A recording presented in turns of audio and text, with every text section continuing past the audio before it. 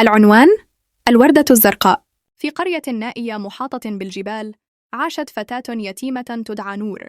كانت تعيش مع امرأة عجوز طيبة، وتسمع منها دائما حكاية عن الوردة الزرقاء، زهرة نادرة تنمو مرة كل 10 سنوات على قمة جبل بعيد، ويقال إن من يجدها ويتمنى أمنية صادقة من قلبه تتحقق له حتى لو كانت مستحيلة. لم يهتم أحد بتلك القصة إلا نور. كانت تنظر إلى السماء كل ليلة وتهمس: لو أستطيع رؤيتك يا أمي لدقيقة فقط. في فجر أحد الأيام جمعت نور حقيبة صغيرة، وضعت فيها رغيفاً يابساً وزجاجة ماء ووشاح والدتها القديم. نظرت إلى المرأة التي ربتها وقالت بابتسامة باهتة: سأعود، لكن ليس كما أنا الآن. بدأت رحلتها في صمت، تسلقت الصخور، مشت في الثلج، جاعت ونامت تحت الأشجار.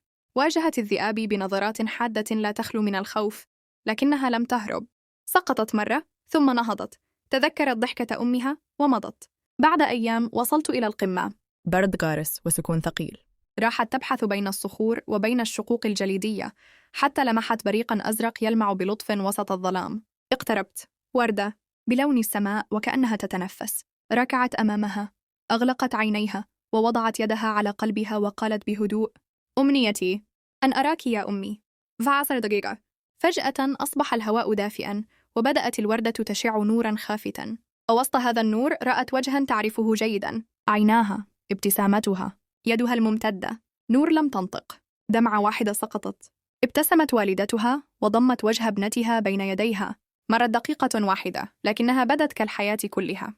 ثم اختفى كل شيء، اختفى الضوء، وبقيت الوردة صامتة جميلة بين يديها. عادت نور إلى قريتها، لم تحكي لأحد ما حدث، فقط وضعت الوردة في وعاء صغير، وعلقت صورة قديمة لوالدتها فوقها. ومنذ ذلك اليوم كان كل من يمر من أمام بيتها يشعر بدفء غريب، وكأن شيئاً مقدساً يسكن فيه. هل ترغب في قصص أخرى من هذا النوع؟ اشترك بالقناة وفعل زر الجرس ليصلكم كل جديد.